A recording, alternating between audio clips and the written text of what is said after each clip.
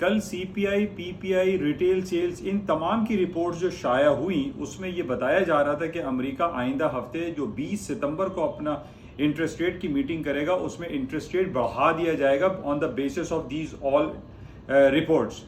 लेकिन आज हम ये देख रहे हैं कि मार्केट सुबह से डाउन साइड पर है। उसकी वजह ये बताई जा रही है कि यूनाइटेड ऑटो वर्कर्स की एक बहुत बड़ी स्ट्राइक अमेरिका में हो गई है, जिसमें दुनिया की 3 बड़ी कंपनी यानी अमेरिका की 3 बड़ी कंपनी जनरल मोटर्स, फोर्ड और स्टेलेंटिस गाड़ियों की बनाने वाले जो वर्कर्स हैं उन्होंने हड़ताल कर दी है और उनके मुतालबात हैं कि जनाब उनकी तनख्वाहें बढ़ाई जाएं और उनका जो टाइम पीरियड है काम करने का उसको रिड्यूस किया जाए। तो इस वजह से आज सुबह से हम देख रहे हैं कि मार्केट डाउनफॉल का शिकार है। लेकिन असल गेम जो होना है वो अगले हफ्ते बरोज बुध 20 तारीख को होना है, जिसमें अमेरिका अपने इंटरेस्ट रेट बढ़ाने की तरफ जा रहा है, जिसकी वजह से गोल्ड, सोना, चांदी, स्टॉक्स, करेंसी गिर सकते हैं।